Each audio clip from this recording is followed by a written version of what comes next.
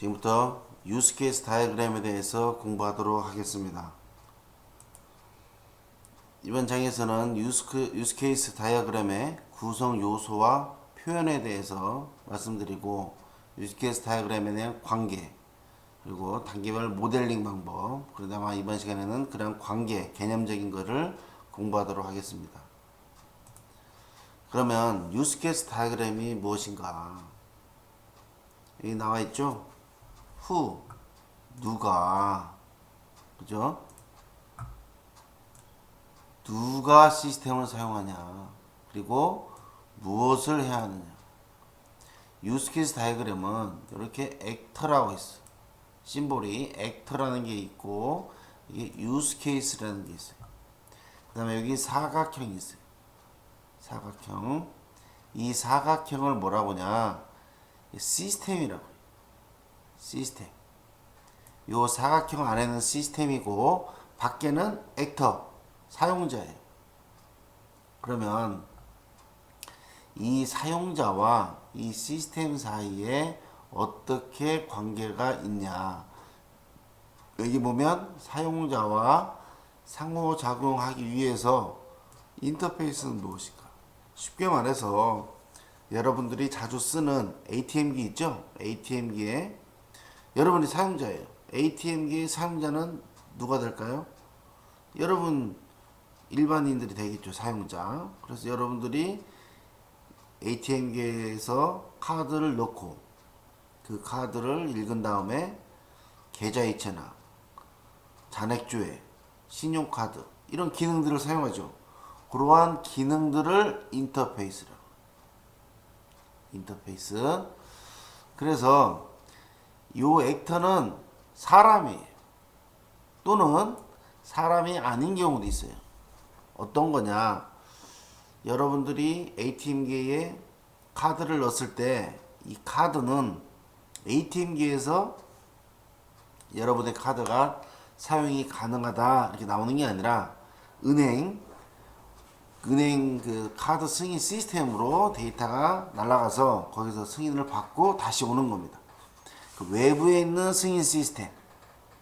여러분들이 카드 결제할 때 어디 가서 음식을 먹고 카드를 결제하면 그 조그만 기기에서 여러분 카드가 결제가 되죠. 근데 여러분의 카드가 사용할 수 있는 것인지 아닌지는 이 기계가 하는 게 아니라 카드를 긁었을 때 그 정보가 은행 시스템으로 가요.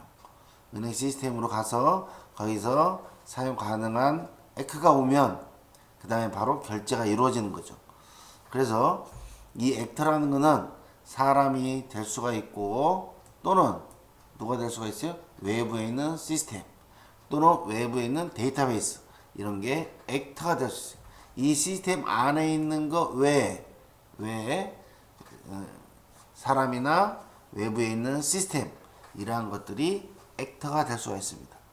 그러면 쉽게 말해서 유스케이스 다이어그램은 뭐냐면 사용자와 시스템과의 어떠한 관계가 있냐, 이거를 설명해 주면서 이거를 표현해 주는 게 유스케이스 다이어그램입니다. 그래서 여기 보면은 액터 1, 2는 외부 존재로 개발 대상에 미포함. 이 무슨 소리냐면 사람은 구현할 수가 없잖아요. 사람은 어떻게 구현합니까? 소프트웨어를. 사람은 그냥 별개의 이 시스템을 사용하는 사람을 말하고, 여기서 우리가 구현하는 거는 이 유스 케이스를 구현하는 거죠. 유스 시스템 안에 있는 기능.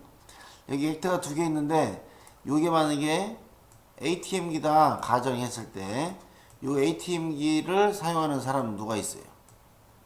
ATM기를. 첫 번째, 사용자가 있겠죠. 일반 사용자. 또는 누가 있어요? 관리자도 있겠죠.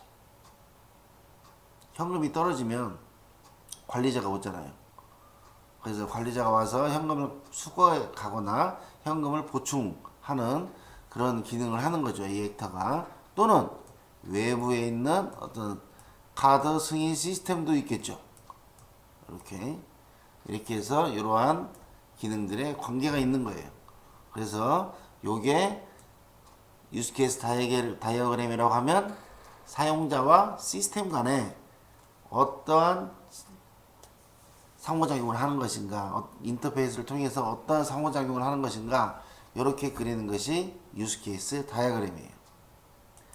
그러면 이렇게 액터라는 게 있고 유스케이스라는 게 있어요. 제가 앞에서 설명 다 드렸지만 액터는 뭐냐? 개발할 시스템. 아까 사각형이 있다고 그러죠. 개발할 시스템. 이 시스템 외부의 존재. 이 얘기 외부에 있죠. 외부의 존재. 이거를 액터라고 해요. 유스케이스는 이 시스템 내부에 해당하는 내부에 있는 기능들을 유스케이스라고 해요. 그래서 이 유스케이스 다이어그램은 뭐예요? 사용자 관점에서 시스템을 모델링한다. 사용자가 무엇을 어떤 기능을 사용할 것인지 거기에 그걸 중점적으로 모델링하는 것이 바로 유스케이스 다이어그램이다 그래요. 유스케이스 다이어그램은 여러 가지 관계가 있습니다. 그건 배우도록 하겠습니다. 자, 유스케이스와 유스케이스 사이에는 두 가지 관계가 있어요. 포함 관계가 있고 확장 관계가 있어요. 포함 관계를 include다 그래. include 관계다. 확장 관계를 extend다 그래. 그래서 여기 말은 다른 유스케이스에서 기존 유스케이스를 재사용할 수 있다. 이 말이 좀 어렵죠. 기존 유스케이스의 진행 단계를 추가해서 새로운 유스케이스를 만들어내는 단계. 말은 좀 어렵지만 그림으로 보면 이게 굉장히 이해하기가 쉬워요. 그래서 여기 이 슬라이드에서는 유스케이스는 유스케이스와 유스케이스 관계에서는 두 가지가 있다. include 관계가 있고 extend 관계다. 두 가지를 있다고 알아두세요. 그럼 액터 사이에는 뭐가 있냐? 이렇게 일반화 관계. 일반화 관계로 표현을 해요. 액터 1과 액터 2, 액터 3. 액터 2와 액터 3는 액터 1과 관계가 있다. 쉽게 말하면 여기가 우리가 일반적으로 어떤 홈페이지를 사용할 때 회원이다. 회원이다. 여기는 비회원이다. 그럴 때 요거는 고객이다 할 수 있어요. 고객은 이렇게 쓸 수 있죠. 두 가지를 포함해서 회원이건 비회원이건 고객은 이렇게 할 때 이런 액터들 사이를 관계를 해줘요. 왜 이렇게 관계를 갖냐? 그거는 뒤에서 설명하도록 하겠습니다. 중요한 건 이번 슬라이드에서는 유스케이스와 유스케이스 사이에는 두 가지 관계가 있다. 첫 번째 include 관계, 두 번째 extend 관계. 여러 고객은 하나로 묶는 거를 뭐라고 그래요? 일반화 관계로 묶을 수 있다. 그러면 각각의 관계에 대해서 한번 알아보도록 하겠습니다. 자, 연관관계, association. 연관관계는 액터와 유스케이스 사이 관계. 액터와 유스케이스 사이 실선으로 표현합니다. 액터와 유스케이스 사이를 일반화 관계다 그래. 자, 우리가 분석을 해봤더니 어떤 시스템에는 사용자가 있고 관리자가 있다. ATM기에 또는 상품 주문이네요. 홈페이지에서 상품 주문을 하려고 그래요. 그러면 사용자가 있고 관리자가 있어요. 사용자는 어떤 기능을 하냐면 상품을 선택을 하는 기능이 있고 상품을 주문하는 게 있고 관리자는 물품을 관리하는 기능이 있다. 이렇게 가정했을 때 그럼 시스템을 이렇게 밑에 있는 것처럼 나타낼 수가 있어요.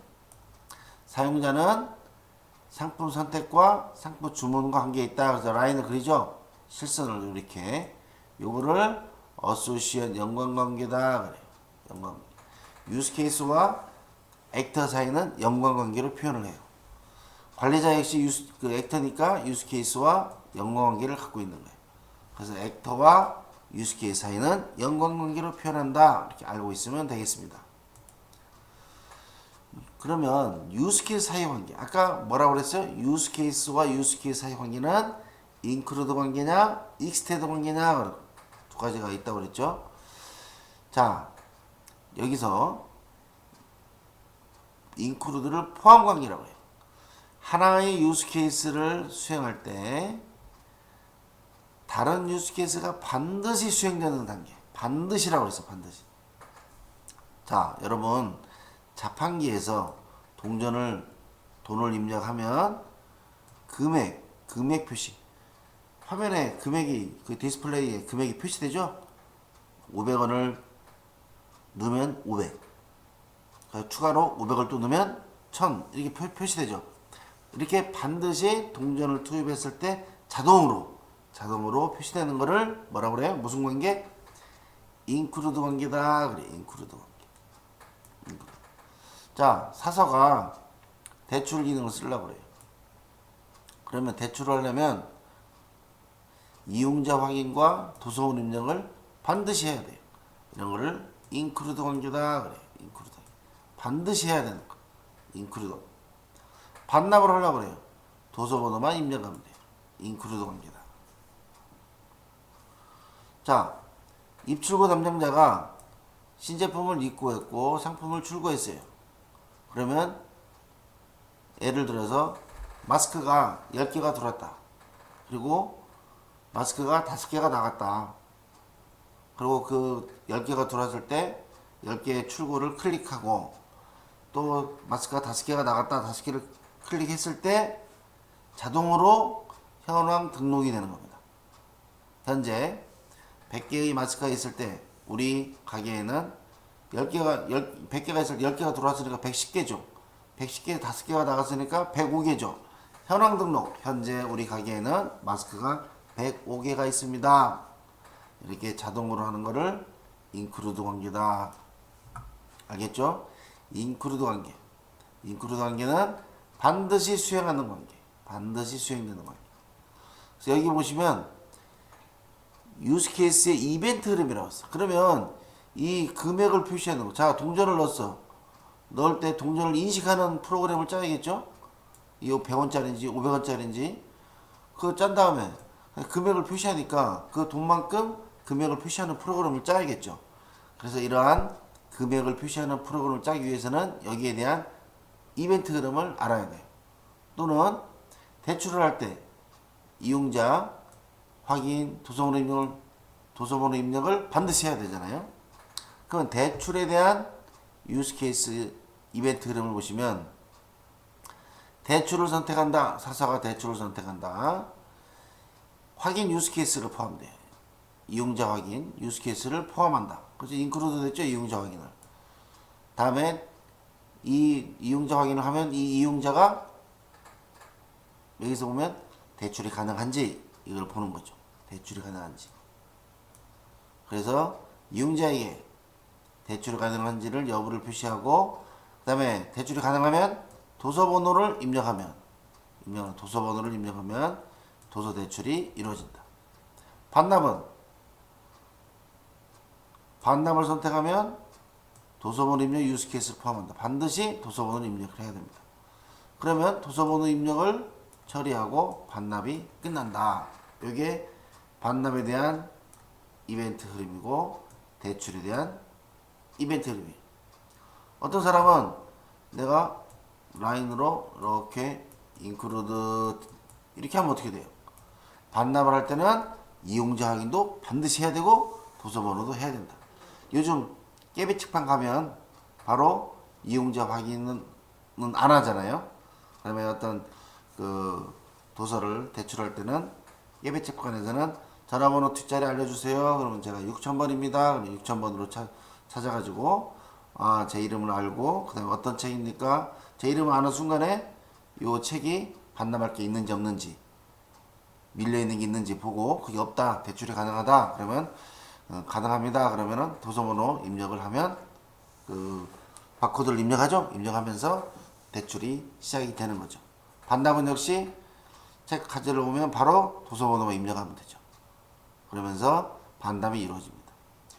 입출고 담당자도 신제품 입고 출고할 때도 하는 순간에 바로 현황이 등록이 되죠. 우리 온라인 같은 거 보면 이렇게 해서 입출고 담당자 하는 그 인크루드 관계를 알아봤습니다.